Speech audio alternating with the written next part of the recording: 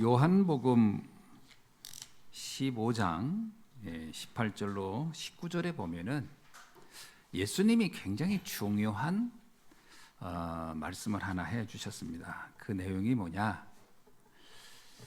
성도들이 신앙생활을 하면서 고난을 당할 때, 어려움을 당할 때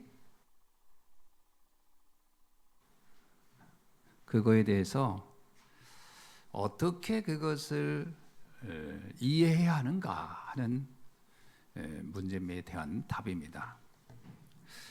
여기서 예수님이 뭐라고 얘기냐면, 세상이 너희를 미워하면 너희들보다 먼저 나를 미워한 것을 기억하라. 그게 무슨 얘기예요? 그러니까 핍박을 받거든 이 핍박이 왜 왔지? 하고 원망하지 말고 나를 기억하라는 거죠. 예수님도 엄청난 핍박을 받았었지. 그럼 내가 받는 핍박 어쩌면은 그거와 관련이 있겠구나 라고 생각을 하라는 거죠. 그러면서 이렇게 얘기합니다. 세상에 속한 자가 아니고 도리어 내가 너희를 세상에서 택했기 때문에 세상이 너희를 미워하는 것일 것이다. 여러분, 우리가 어려움을 겪고 핍박을 당하면요, 세상이 나를 어떻게 한다고요? 나를 하나님의 사람이라고 여기기 때문에 가만두지 않는 거구나. 그게 당연하다는 거예요. 그러니까 성도가 어려움을 겪는 것은 당연한 것이다. 그런 얘기입니다. 그러면 이런 핍박이 왜 일어날까요? 왜 일어난다고 생각합니까? 에베소서 2장 2절은 이렇게 얘기합니다. 공중권세 잡은 자가 세상을 장악했다. 지금 이 세상을 끌고 가는, 세상을 움직이는 힘이 따로 있어요. 세상은요, 창세기 3장 6장 11장의 메시지로 움직이고 있는 겁니다. 그게 뭐죠? 철저하게 인간 중심이에요.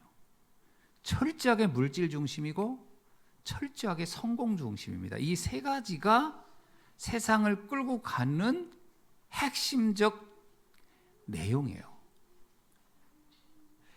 자, 이거는 인류 역사상 지금까지 한 번도 변질된 적이 없어요.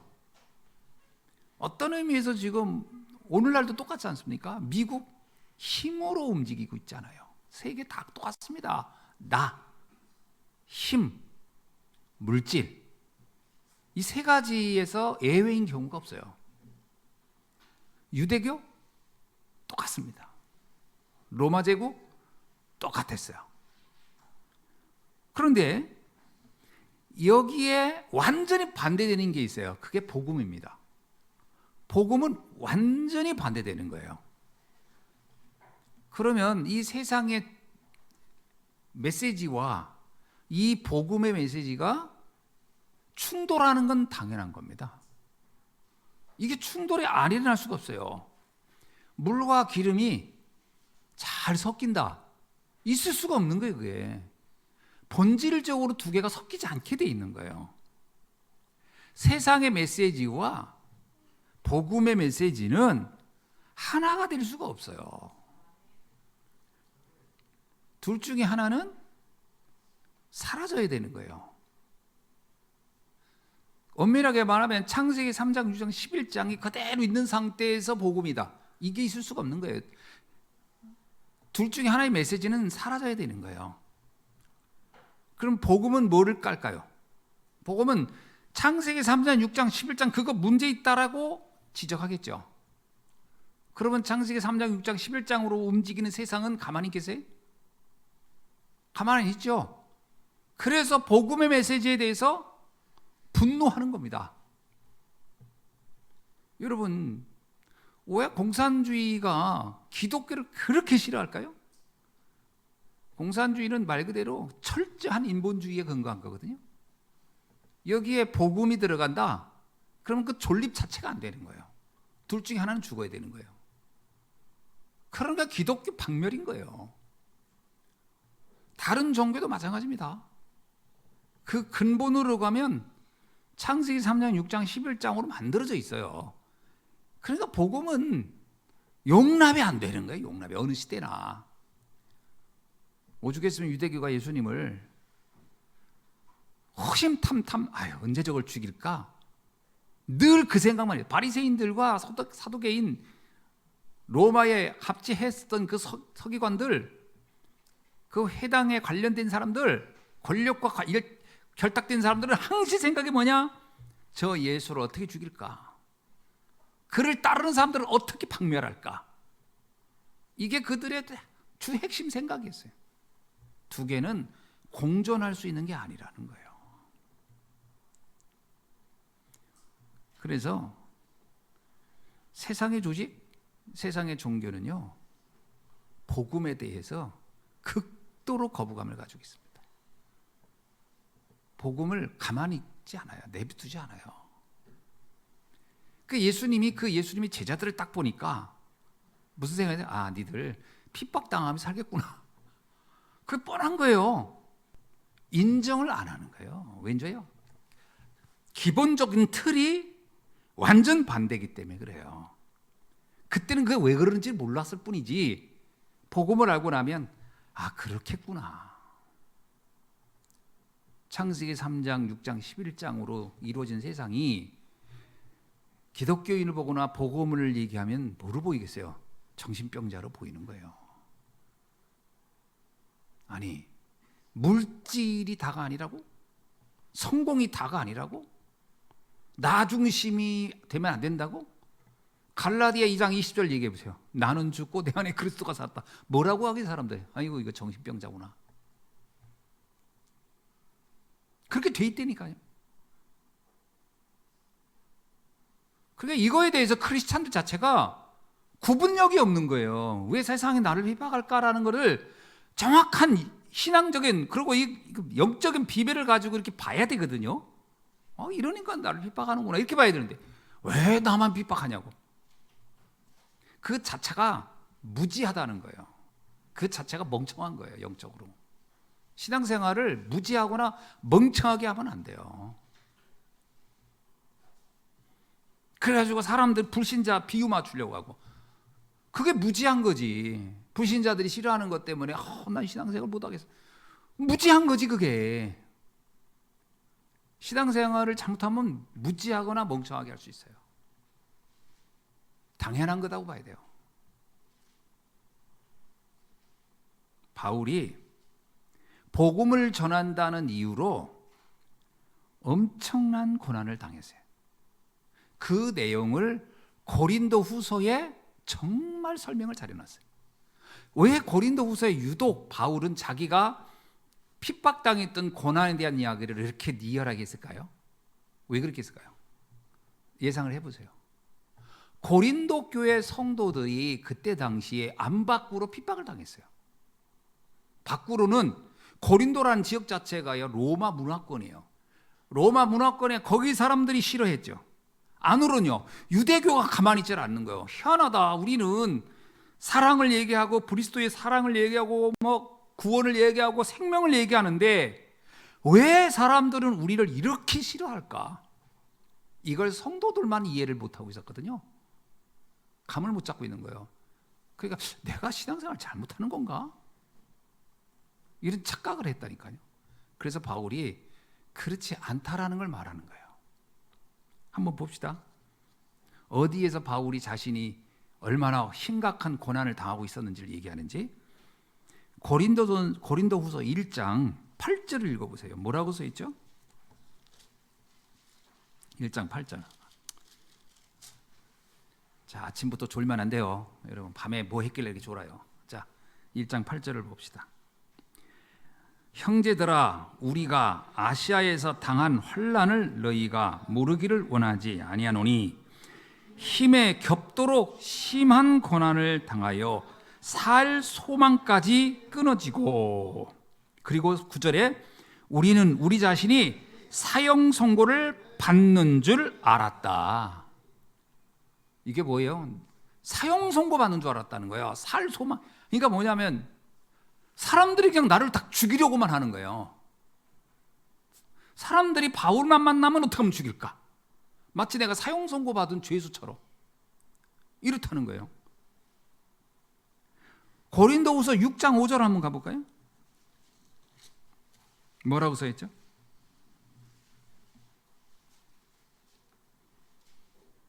자, 6장 4절로 5절을 두 구절을 한번 읽을게요. 6장 4절로 5절이요. 시작. 오직 모든 일에 하나님이 일꾼으로 자처하여 많이 견디는 것과 환난과 궁핍과 고난과 매맞음과 갇힘과 난동과 수고로움과 자지 못함과 먹지 못함 가운데서도, 자, 이게 무슨 얘기예요? 매맞고 사람들이 이렇게 패 나를 또 갇혀, 자꾸 어디다 가둬, 그리고 잠을 못 자게 해, 그리고 먹을 수 없도록 굶주려.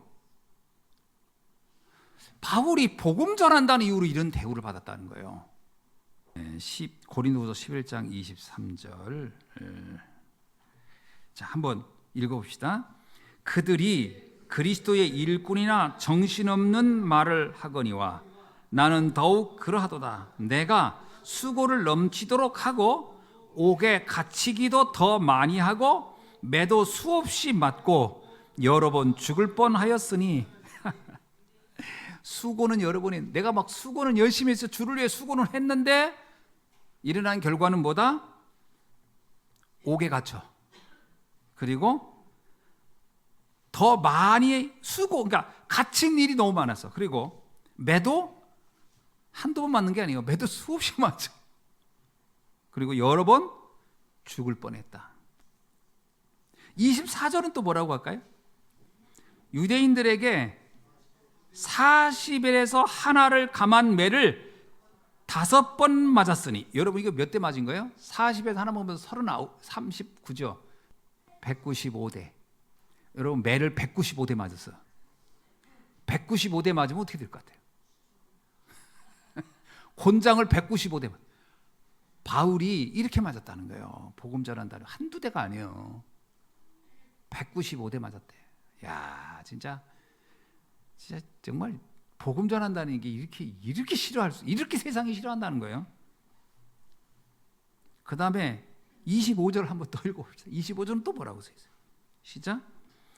여러 번 여행하면서 강의 위험과 강도의 위험과 동족의 위험과 이방인의 위험과 신의 위험과 광야의 위험과 바다 위험과 거짓 형제 중에 위험을 당하고. 이게 뭔 말이에요? 나를 죽이려는 사람이 어디나 있었다는 거. 어디나 강에 가도 있고 광야를 가도. 그러니까 사람을 만나면 이놈들이 나를 다 죽이려고 하는구나. 모든 사람은 나를 죽이려고 했다. 참, 이게 바울이 강의 위험, 이게 무슨 말이냐면, 이게 강이야 안 건너면 되는 거잖아요. 그게 아니에요. 강을 건너려고 배를 탔는데 그 안에서 나를 죽이려고 해. 동족, 유대인들이 있어. 그래서 반가워서 갔더니 그 속에 나를 또 죽이려고 그래. 이방인들이 있어. 그놈은 이방인 좀 낫겠지. 그들이 또 죽이려고 그래. 시내에 가서, 그래서 사람들이 많이 사는 데 가면 또 괜찮은 것 같아. 아니, 사람들이 사는 도시에 갔더니 그들이 또 나를 죽이려고 그래. 그러면 이제 광야로 가야 되겠다. 아무도 없는. 광야에서 또 우연히 만난 놈이 나를 죽이려고 그래. 나는 어디든 나를 죽이려고 하지 않는 인간이 없었다. 야, 이게 바울이 이게 솔직히 삶이 되겠어, 이게? 복음 전한다는 이유로.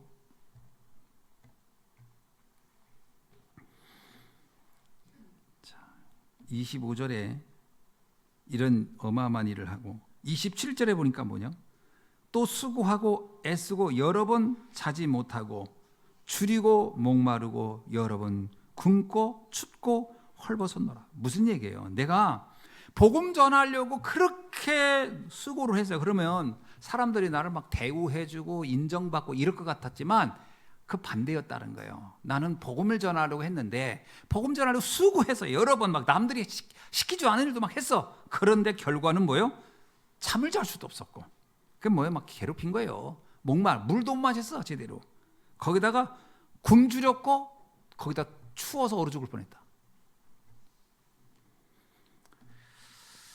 참 뭐라고 할 말이 없네요. 근데 바울이 이거를 뭐라고 대답할까요? 이래서 난 신앙생활을 못하겠어. 그래서 나는 포기했어. 이 말이 아니에요. 난 이래서 신앙생활 난 그만하기로 했어. 나 이제 예수 더 이상 못 믿겠어 라고 한 게 아니라는 거예요. 뭐라고 표현하냐면 12장 9절 한번 볼까요? 이거는 모든 고난에 대한 얘기를 쭉 한 다음에 나중에는요 자신에게 육체적 질병까지도 나타났어. 사실 그렇잖아요. 사람이 이렇게 살다 보면 몸에 질병이 안 생길 수가 없어요. 그러니까 이 바울이 질병까지 온 거예요. 그래서 하나님 앞에 이 질병도 좀 고쳐달라고 했대. 마지막 부탁한 거예요. 내가 다른 건 그렇다 하더라도 내 몸에 있는 병이나 좀 고쳐주세요 했더니 하나님이 그것도 못 고쳐주겠다 그랬다는 거예요. 그러니까 마지막에 12장 9절 한번 읽어봅시다. 시작. 나에게 이르기를 내 은혜가 내게 족하도다. 이는 내 능력이 약한 데서 온전하여 짐이라 하신지라. 그러므로 도리어 크게 기뻐함으로 나의 여러 약한 것들에 대하여 자랑하리니 이는 그리스도의 능력이 내게 머물게 하려 함이라. 아멘. 이게 뭔 말이죠? 내가 이런 많은 문제를 겪다 봤는데 이때 내가 하나 깨달았다는 거예요. 영적으로. 이때 내가 더욱 하나님께 기도하고 매달리는 내 영적인 상태를 내가 보았다. 이래서 이것이 내게는 너무너무나 소중하고 귀한 시간이었구나를 나는 발견했노라. 많은 사람들은요 조금만 어려움이 오고 그러죠. 어려움이 오기도 전에 미리 시험들 준비를 하고 있어요. 미리 갈등할 준비하고 있다니까. 그리고 신앙생활 못하겠다. 뭐 조금만 뭔 얘기만 들어도 난 신앙생활 못하겠다. 이럴 준비를 하고 있다니까요. 바울의 10분의 1만 겪는다고 생각합시다. 아까 뭐 100 몇 대를 맞는데 그 중에 한 5대만 맞아도 나 신앙생활 못하겠다 하지 않겠어요? 그러니까 조금만 뭐 피해만 오고 어려움이 오면 바울 같은 생각은 뭐 상상도 못할 수 있어요.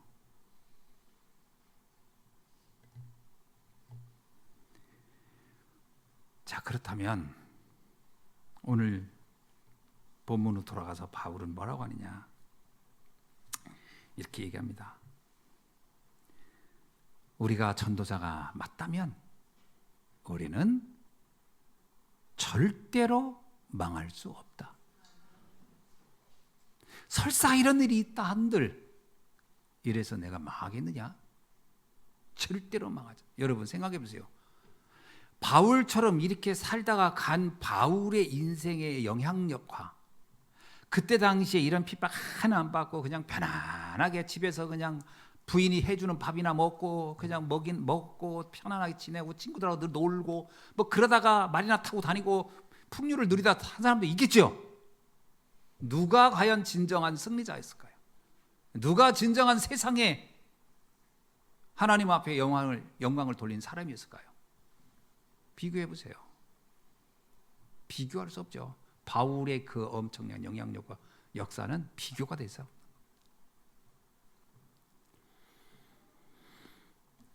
자, 바울이 이렇게 얘기합니다. 전도자가 받는 축복을 알아라. 전도자가 받는 축복입니다. 한번 우리 4장 8절로 9절을 한번 읽어봅시다. 8절로 9절 한번 시작. 우리가 사방으로 우겨쌈을 당하여도 쌓이지 아니하며 답답한 일을 당하여도 낙심하지 아니하며 박해를 받아도 버림받지 아니하며 거꾸로 트림을 당하여도 망하지 아니하고 할렐루야. 절대 망할 수 없다. 망하지 않는다는 거예요. 그러니까 네 가지를 얘기해요. 네 가지. 첫째, 우겨쌈을 당하여도 쌓이지 않는다. 이 우겨쌈을 당한다 할 때 우겨쌈이 뭔지 아세요? 우겨쌈이란 말이 헬라어로 들리보메노이란 말이에요. 들리보메노이. 이게 분리도메노이란 뜻이 뭐냐면 포도주를 틀에다 놓고서 위에서 꽉 눌러서 즙짜는 거, 그 즙짤 때 하는 것을 들리보메노이라고 합니다. 그러니까 바울이 뭐냐면 사람들이 나를 사방으로 죽이려고 나를 그냥 아까 얘기했잖아요. 강으로 가도 들로 가도 도시를 가도 동족으로 가도 이방인한테 가도 다 나를 죽이려고 그래. 그러니까 뭐냐면 나를 그냥 무슨 그 틀에다가 포도도 넣고서 위에 그 틀로 꽉 눌러서 즙 짜는 것처럼 나를 사방에서 나를 죽이려고 했다는 거예요. 근데 나는 죽지 않았다. 그렇게 해도 난 죽지 않았다. 두 번째요. 답답한 일을 당하여도 낙심하지 않고. 이 답답한 일이라는 것은 이게 군사 용어입니다. 군대에서 쓰는 용어인데 이게 뭐냐면 군인이 있는데 적군이 나를 뺑 둘러싸가지고 지금 내가 피할 곳이 없어. 쉽게 말하면 사면초가 상태를 말하는 거야. 이 답답하다는 거야. 어떻게 방법이 없어. 피할 길이 없어. 뭔가 희망이 안 보여. 이런 일이 내게 일어났다는 거야. 답답함을 당하여도. 사면초가요. 그런데 나는 낙심하지 않는다는 거예요. 지금 잘 생각해 보세요. 여러분 지금 누가 나를 압박해서 죽이려고 하고 있습니까? 도저히 사면초가 아무런 희망이 안 보입니까? 상관없다는 거예요. 절대 나는 망하지 않는다. 세 번째, 핍박을 받아도 버림받지 않고. 이게 뭐냐면요, 버림받으니까 그냥 버림받은 게 아니고요, 이 버림받은 국가로부터, 동족으로부터 버림받았다는 거예요. 여러분, 그 시대에 국가가 나를 보호하지 않고 내 같은 동족이 나를 보호하지 않고 나를 아는 사람 누구도 나를 보호하지 않는다면, 가족도 보호해 줄 수 없어요? 그럼 나는 어떤 상황일까? 이게 바로 핍박을 받아여도, 그 핍박은 그런 핍박입니다. 아무도 나를 도와줄 자가 없다는 거예요. 아무도 나를 도와줄 자가 없다. 우리가 신앙생활하는 중에 아무도 나를 도와주지 못할 수 있어요. 아무도 나에게는 손을 내밀 곳이 없을 수 있어요. 그런데 나는 버림받지 않았다. 그 다음에 뭐라고 하냐면요, 거꾸로 트림을 당하여도, 9절에 나옵니다. 거꾸로 트림을 당하여도 나는 망하지 않는다. 이 거꾸로 트림은 뭐냐면 이것도 이것도 전쟁 용어입니다. 군사 용어. 적군이 기습 공격했다라는 거예요, 나를. 그러니까 뭐냐면 대비할 시간이 없었어. 예상도 못했고 그걸 어떻게 준비할 시간도 없었는데 갑자기, 쉽게 말하면 자고 있는데 갑자기 적군이 들이닥친 것처럼 기습을 당한 인생이라는 거예요. 여러분, 우리에게 어느 날 고난이 올 때는요, 기습당한 것처럼 온다는 거예요. 갑자기. 요셉이 이렇게 거꾸로 트림을 당했던 거예요. 형들이 둘로 불러들이 어떻게 방비할 틈도 없이 그냥 잡아가지고 웅덩이에다 집어넣더니 또 노예로 팔아버렸어요. 이게 거꾸로 트림이에요. 그러니까 뭐냐면 뭔가 대비할 틈이 없었다. 우리 인생이 핍박이 올 때는요, 대비할 틈 없이 옵니다. 하다가 어떻게 이런 일이. 그런데 결론이 뭐죠? 전도자는 절대로 망하지 아니한다. 왜 그럴까요? 왜 안 망할까요? 이유가 7절에 나와 있습니다. 안 망하는 이유가. 우리 7절 읽어봅시다. 시작. 우리가 이 보배를 질그릇에 가졌으니 이는 심히 큰 능력은 하나님께 있고 우리에게는 있지 아니함을 알게 하려 함이라. 아멘. 우리는 질그릇 같아가지고 이렇게 뭔가 대비할 수도 없고 이 고난을 어떻게 이거를 피할 방법이 없다는 거예요. 여러분, 질그릇이 뭐예요? 그냥 툭 놓치면 그냥 팍 깨지는 거예요. 그러니까 내 인생은 이렇게 누가 그냥 건드리게만 해도 나는 그냥 박살날 수밖에 없는 그런 한없이 연약한 존재예요. 그런데 내 안에 누가 있다? 보배가 있다라는 거예요. 그 보배이신 그분이 나를 어떻게 한다? 나를 지키신다는 거예요. 여러분, 그러니까 여기서 아무도 나를 지킬 자 없다, 보호할 자 없다, 이 말은 세상에서 보호할 자가 없고 지킬 자가 없다는 얘기지 하나님이 안 계시다 이 말은 아니에요. 그러니까 이 보호할 자가 없다 이 말은 육신적인 의미에서 좀 설명하는 겁니다. 그러면 누가 있냐? 하나님이 계신 거죠. 다윗이 비슷할 겁니다. 다윗은 정말 이 왕이, 한 나라의 왕이 자기를 죽이려고 한다는 것은 앞에서 말한 이 내용하고 비슷한 상황이었을 겁니다. 근데 다윗은 여기에 절대 무너지지 않았어요. 왜 그렇죠? 그 안에 누가 있었기 때문에? 보배로우신 하나님이 함께 있기 때문에. 왜 요셉은 그 노예로 가고 감옥에 가는 어마어마한 핍박이 왔는데 왜 안 무너졌죠? 그는 질그릇 같은 존재예요. 근데 그 안에 누가 계셨다? 보배로우신 하나님이 함께 했기 때문이다. 그게 우리가 무너지지 않는 비밀이다. 그래서 오늘 본문의 제목이 질그릇의 보배를 가진 전도자라는 말씀을 잡은 겁니다. 우리는 한없이 연약해요. 그러나 내 안에는 그 누구도 감히 겨룰 수 없는 완전한 하늘과 땅의 모든 권세를 가지신 그분이 지금 나와 함께 하는 줄로 믿습니다. 그렇다면 전도자의 참된 실체를 우리가 알아야 돼요. 전도자의 참된 실체. 그럼 나의 정체성을 정확히 알아야 돼요. 그냥 질그릇으로 나를 알고 있으면 안 돼요. 질그릇은 세상 사람이 보는 관점이지만 내가 나를 보는 관점은 달라야 돼요. 세상 사람은 나보고 야 너는 어떻게 배운 것도 없냐? 너는 어떻게 배경도 없냐? 너는 어떻게 돈도 없냐? 너는 어떻게 힘 있는 사람도 없냐? 그럴 수 있지만 그건 세상이 보는 관점이라는 말이에요. 그러나 내가 나를 볼 때는 다른 관점으로 봐야 돼요. 어떻게 보냐? 고린도후서 1장 21절로 22절을 한번 봅시다. 뭐라고 나오죠?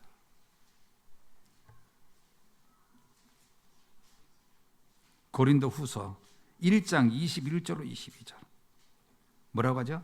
우리를 너희와 함께 그리스도 안에서 굳건하게 하시고 우리에게 기름을 부으신 이는 하나님이시니 그가 또한 우리에게 인치시고 보증으로 우리 마음에 성령을 주셨느니라.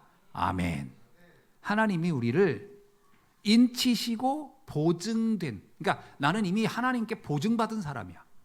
하나님이 성령으로 나를 인치시고 보증. 그러니까 나는 하나님의 자녀고 하나님이 끝까지 내가 너를 보호하고 지키겠다라고 이미 나에게는 보증서가 주어진, 여러분에게는 하나님의 보증서가 있는 줄로 믿습니다. 이게 나라는 거예요, 나. 그러니까 이 고린도후서에서 이 바울이 고린도 교인들에게 말합니다. 여러분은 어려움이 있습니까? 지금 유대인이 여러분 핍박하고 로마가 핍박하고 상관없다. 여러분은 인치신 자들이요 하나님이 보증을 하고 있는 사람들이다. 4장 18절에 또 뭐라고 쓰고 있죠? 4장 18절에 시작. 우리가 주목하는 것은 보이는 것이 아니요 보이지 않는 것이니 보이는 것은 잠깐이요 보이지 않는 것은 영원함이라. 아멘. 여러분 우리는 보이는 잠깐 있다 사라질 보이는 것이 나의 보호자가 아니에요. 보이는 것들이 잠시 있다 사라질 것이 나의 배경이 아니라 이거예요. 나는 영원한 것이 나의 보호자요 영원한 것이 나의 배경이다. 믿으시기 바랍니다. 이걸 진짜 믿으셔야 돼요. 세상의 왕, 세상의 권력 이건요 옛날에도 그거 잠깐 있다 사라지는 겁니다. 예? 옛날에 권력자가 살아있을 때는 그 집에 개 보고도 사람들이 절을 한다고 그랬는데 권력자가 죽으면요 아무도 안 와요. 그런 겁니다. 세상의 유사를 믿지 말라. 그 성경에 나오잖아. 세상의 유사를 믿지 말라. 다 이해관계에 도움이 될 때 조금 한 거지 세상은 믿을 게 못 된다 하는 거예요. 보이는 것을 의지하지 말라. 우리는 보이지 않는 하나님이 나의 진정한 배경이 되느니라. 고린도 후서 6장 8절로 10절 한번 읽어볼까요? 우리의 참된 실제를 찾아야 돼요. 6장 8절로 10절을 한번 읽어봅시다. 다 같이 읽어봅시다. 시작. 영광과 욕됨으로 그러했으며 악한 이름과 아름다운 이름으로 그러했느니라. 우리는 속이는 자 같으나 참되고 무명한 자 같으나 유명한 자요 죽은 자 같으나 보라 우리가 살아있고 징계를 받는 자 같으나 죽음을 당하지 아니하고 근심하는 자 같으나 항상 기뻐하고 가난한 자 같으나 많은 사람을 부유하게 하고 아무것도 없는 자 같으나 모든 것을 가진 자로다. 아멘. 할렐루야. 이야, 어떻습니까? 여러분, 우리는 사람들이 이렇게 되는 거야. 야, 니들 뭐 예수 믿는다고 뭐 그거 쓸데없는 데 속은 거야. 너 속은 거야. 너 왜 그렇게 핍박당하고 그러니까 어려움 당하고 그러고 살아? 라고 할 것이라 이거. 사람들은 우리가 속은 자라고 여길지 모르나 우리는 어떻다? 참된 자라. 속은 게 아니야. 그건 세상 사람이 몰라서 하는 소리야. 또 아무도 알아주지 않는 무명한 자 같으나 실상은 하나님이 인정하는 가장 유명한 자요. 죽은 자 같으나 아휴, 너 사는 게 어떻게 그거 뭔 삶이 그러냐. 죽은 자 같으나 실상은 살아있는 자요. 하나님께 징계를 받았다고 그들이 나를 외치는 것 같지만 실상은 내 구원받은 자요. 근심 속에 사는 자라고 하지만 실상은 가장 기쁜 자요. 가난한 자라고 얘기하지만 아니다. 모든 것을 나는 가진 자로다. 이게 우리의 전도자의 실체인 줄로 믿습니다. 아멘이죠. 참, 저는 이걸 읽는데 그래. 우리는 뭐가 있겠어요? 육신적으로는 진짜 내세울 게 아무것도 없는 사람들. 그러나 우리는 이미 참된 자요, 살아있는 자요, 유명한 자요, 부유한 자요, 모든 것을 가진 자인 줄로 믿습니다. 자, 그러면 세 번째, 전도자가 보아야 할 영적 사실은 뭘까요? 자, 나의 영적 실체를 정확히 봤으면 우리가 봐야 할 영적 사실은 뭘까요? 고린도 후서 4장 4절을 한번 읽어봅시다. 4절로 5절로. 이게 바울이 우리에게 정확한 내용을 설명하고 있어요. 영적 사실에 대한 영적 사실을 정확히 봐야 됩니다. 시작. 한번 읽어봅시다. 시작. 그 중에 이 세상 신이 믿지 아니한 자들의 마음을 혼미하게 하여 그리스도의 영광의 복음의 광채가 비치지 못하게 함이니 그리스도는 하나님의 형상이니라. 우리는 우리를 전파하는 것이 아니라 오직 그리스도 예수의 주되신 것과 또 예수를 위하여 우리가 너의 종된 것을 전파함이라. 아멘. 여러분, 왜 성도들이 어려움이 오고 이럴 때 나 망했나? 나 너무 억울해. 왜 나만 이러지? 라고 왜 이렇게 생각할 거냐? 세상 신이 영적인 실체, 영적 축복을 가로막기 때문이다. 이건 단순히 불신자에게 복음을 모르게 가로막는다는 차원도 되지만요, 성도들도 영적인 실체를 모르니까 조금만 어려우면 나는 망했다라고 생각하고 하나님이 어디 계시냐, 하나님이 나와 왜 나한테는 침묵하시냐, 이런 이상한 말을 한다는 거예요. 이게 영적으로 사단이 나를 가로막기 때문에 그러는 거예요.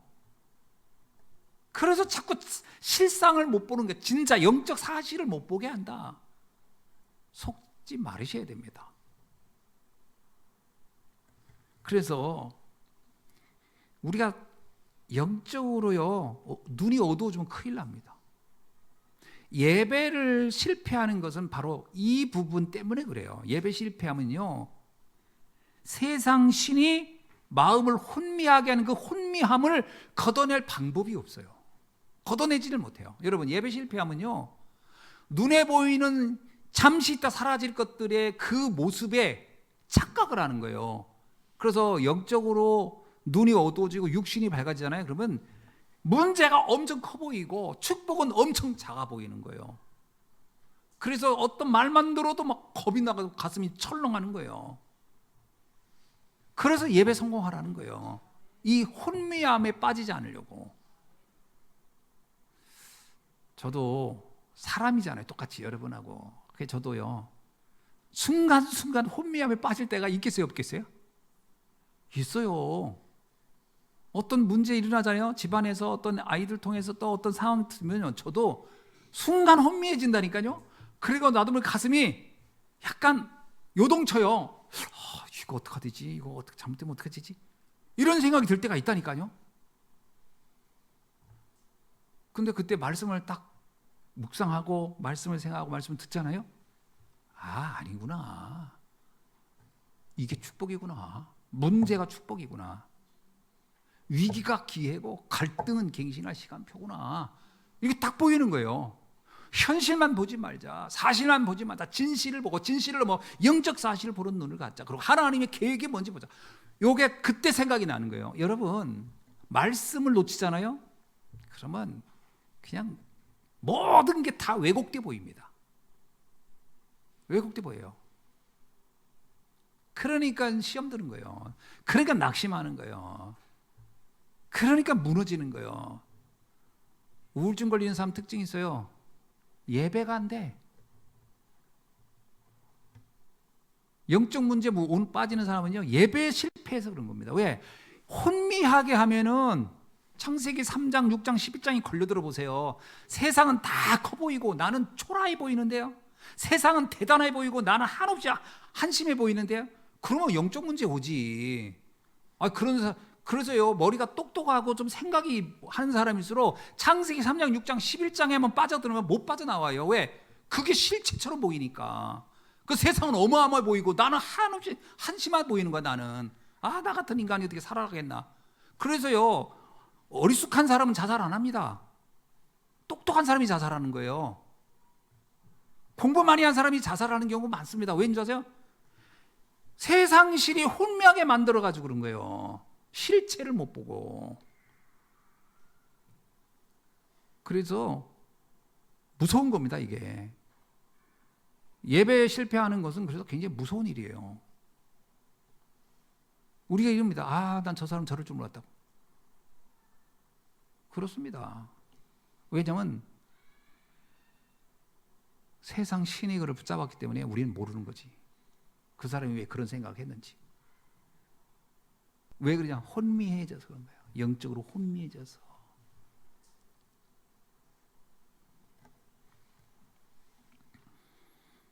영적 사실을 정확히 봐야 할 줄 믿습니다. 그죠? 그래서 우리가 복음을 전하는 것은요, 굉장히 중요한 거예요. 우리가 예배를 성공하는 것은 굉장히 중요한 거예요. 내 혼미함을 완전히 걷어내는 거예요. 할렐루야. 그래서 예배 성공에 여러분이 정말 집중할 필요가 있습니다. 그래서 가끔 이러잖아요. 난 요즘 마음이 너무 무거워요. 요즘 정신이 없고 심란해요. 예배 성공하시기 바랍니다. 팀 사역을요, 이때 잘못할 수가 있어요. 만나잖아요. 만나면 이런 얘기해요. 요즘 내가 이런 일도 있고 이런 일도 너무 마음도 막 무겁고 내가 좀 쉬고 싶어. 그러면 이럽니다. 그래, 쉬어라. 그래, 쉬어. 큰일 납니다. 그게 인간적으로만 접근해서 그런 거예요. 그러니까 하나님의 말씀 앞으로 와야 돼. 이게 답인 거예요. 아멘이죠? 그거 인정해주면 안 됩니다. 그럼 그 사람을 더 무너지게 만드는 거예요. 어디 가서 그 답이 나오겠어요?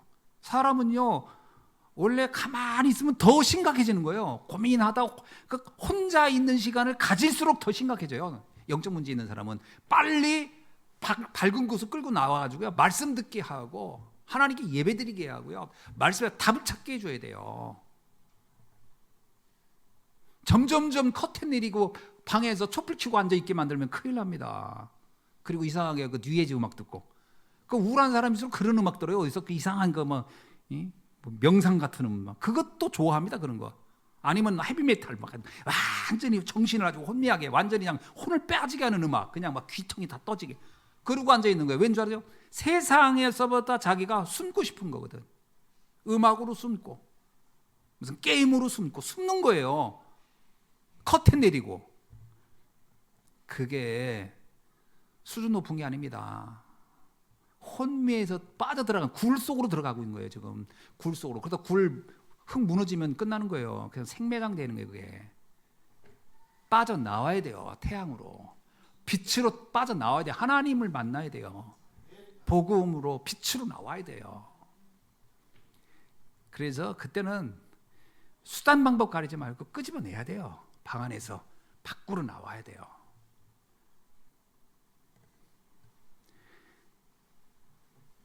바울이 이렇게 얘기합니다. 고린도 후서 6장 1절로 2절 읽어봅시다. 얼마나 중요한 일인가. 6장 1절로 2절 다 같이 읽어봅시다. 우리가 하나님께 함께하는 자로서 너희를 권하노니 하나님의 은혜를 헛되이 받지 말라. 이르시되 내가 은혜 베풀 때에 너희에게 듣고 구원의 날에 너를 도왔다 하셨으니 보라 지금은 은혜 받을 만한 때요 보라 지금은 구원의 날이로다. 아멘. 지금입니다. 지금. 이렇게 나오잖아요. 나는 하나님의 일하는 자로서 권하노니 하나님의 은혜를 헛되이 받지 말아요. 왜 헛되이 받?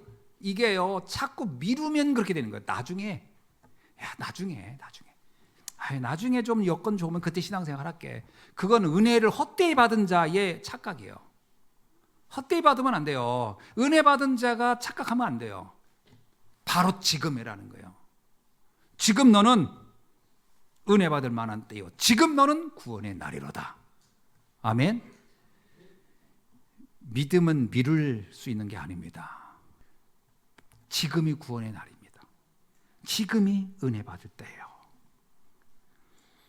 자, 고린도 후서 12장 1절로 10절 한번 더 읽어봅시다. 고린도 후서 12장. 자, 이거는 다 기니까 다 할 수는 없고요. 1절과 2절만 읽어봅시다. 시작. 무익하나마 내가 부득불 자랑하노니 주의 환상과 계시를 말하리라. 내가 그리스도 안에서 있는 한 사람을 아노니 그는 14년 전에 셋째 하늘에 이끌려 간 자라. 그가 몸 안에 있었는지 몸 밖에 있었는지 나는 모르거니와 하나님은 아시느니라. 아멘. 이 구절이 굉장히 그 신학자들에게 재미있게 풀어주는 구절입니다. 왜냐하면요, 여기서 12절 1절 보면요, 무익하나마 내가 부득불 자랑. 그러니까 바울이 나는 그리스도의 십자가 외에는 자랑할 게 없다라고 했던 분이 유독 한 가지, 그런데 하나, 요거는 내가 좀 자랑하고 싶어 하고서 자랑한 게 있었다는 거예요. 그러니까 바울에게는 그리스도 외에 자랑한 게 하나 더 있어. 그게 뭐냐면 요 얘기입니다. 내가 옛날에 집중해서 깊이 기도했던 거, 그 기도 한번 깊이 해봤던 거, 요건 내가 자랑하고 싶다. 요 얘기를 해요. 그러면서 뭐라고 하냐면 내가 그리스도 안에 있는 한 사람을 아노니, 여기서 마치 남 얘기하듯이 자기 얘기거든요. 근데 옛날에 내가 이렇게 하면은 너무 좀 교만할까봐 바울은 자기를 내가 하지 않고 내가 아는 한 사람 얘기 좀 할게. 여러분 꼭 그렇잖아요. 누가 그러는데, 근데 그게 자기 얘기입니다. 그거 잊지 마세요. 목사님 누가 그러는데요. 이거 이렇게 그건 자기 얘기를 이제 빗대어서 하는 거거든요. 거의 다 그런 겁니다. 사람들은 어떤 한 사람이 있었다는 거예요. 그 사람은 누구냐? 14년 전에 셋째 하늘에 이끌려 간 사람이라. 그러면서 그가 얼마나 깊이 기도했는지, 몸 안에 있었는지 몸 밖에 있었는지, 그리고 뭐래요? 그는 몰랐다 합니다. 이러지 않고 나는 몰랐다. 결국 여기도 자기 얘기를 해요. 나는 몰랐다. 그게 자기 얘기잖아요. 이제 그러면서 내가 그렇게 14년 전에 깊은 기도를 해본 적이 있었습니다. 근데 이게 왜 이 바울에게 이렇게 자랑스러운 것이었을까요? 이 날이 언제냐면요, 14년 전이 바로 다메섹으로 갈 때의 사건입니다. 다메섹으로 갈 때 이 사람이 그냥 우연히 말만 타고서 그냥 아무 생각 없이 갔다가 은혜 받은 게 아니에요. 말 타고 가다 은혜 받은 게 아니고 깊이 하나님께, 그 사람도 크리스찬은 기독교인은 아니지만 유대인으로서 하나님께 기도하는 사람이 있잖아요. 그가 진짜 하나님의 기도해봤다는 거예요. 깊이. 내가 지금 말을 타고 있는지 말 밑에 있는지 걸어가는지 뭐 기억이 안 날 만큼 나는 정말 하나님 앞에 집중해 기도했다는 거야. 그날 이후로 내 인생은 딴 데 바뀌었다. 그러니까 이게 자랑스럽다는 거예요. 여러분, 이런 기도, 집중의 기도가 있어지길 주의 이름으로 축원합니다. 자, 이날 이후로요, 바울은 모든 것을 뛰어넘는 능력이 생긴 거예요. 그래서 아까 우리 12장 9절에서 읽어봤던 것처럼 그 다음 얘기를 쭉 하는 겁니다. 내 은혜가 내게 족하도다. 그러면서 이러한 엄청난 문제가 내 안에 있었을지라도 나는 전혀 문제가 안 되고 난 도리어 감사하고 기쁘다. 이 기도를 통해서 그는요, 영적 깊은 세계를 체험했다라는 겁니다. 오늘 우리 성도님들과 렘넌트들이 이 비밀 속에 들어가는 날이 되길 주의 이름으로 축원합니다. 자, 말씀을 맺습니다. 왜 하나님은 그런 우리를 전도자로 불렀을까요? 우리를 전도자로 부르신 이유는 뭘까요? 마가복음 3장 13절로 15절에 보면은 원하는 자를 부르시고 자기와 함께 있게 하시고 보내서 전도도 하며 귀신을 쫓는 권능도 가지게 하셨다. 우리를 전도자로 부르셔서, 우리를 하나님이 부르셔서 이런 사명을 주셨다는 거예요. 마태복음 10장 1절도 비슷한 얘기를 합니다. 예수께서 그의 12제자를 부르사 더러운 귀신을 쫓아내며 모든 병과 모든 악한 것을 고치는 권능을 주셨느니라. 마태복음 28장 19절로 20절에서 이렇게 얘기합니다. 너희는 가서 모든 민족으로 제자를 삼아 아버지와 아들과 성령의 이름으로 세례를 베풀고 내가 너에게 분부한 모든 것을 가르쳐 지키게 하라. 결론적으로요, 하나님이 우리를 부르신 이유는 크게 세 가지입니다.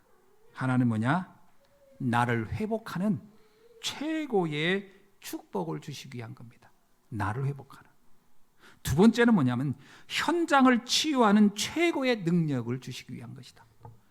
여러분은 현장을 살릴 최고의 능력을 가진 사람인 줄 믿으시기 바랍니다. 세 번째는 현장을 살리는 최고의 능력뿐만 아니라 미래를 살리는 최고의 응답도 주셨다. 그래서 미래를 살리는 것 중에 가장 중요한 것이 하나님의 몸된 교회를 우리가 세우는 겁니다. 여러분, 우리는 다 떠날 것입니다. 그러나 교회는 남아있을 것입니다. 그래서 셋들 있는 교회는 우리가 최고의 응답으로 우리는 붙잡아야 할 줄로 믿습니다. 기도하겠습니다. 하나님 감사합니다. 질그릇 속에 보배를 가진 전도자라는 말씀이 오늘 이처럼 다시 한번 깊이 깨달아지고, 그래서 어떤 환난에도 어떤 문제에도 무너지지 않는, 망할 수 없는 하나님의 자녀로, 하나님의 전도자로 살아가게 하시니 감사합니다.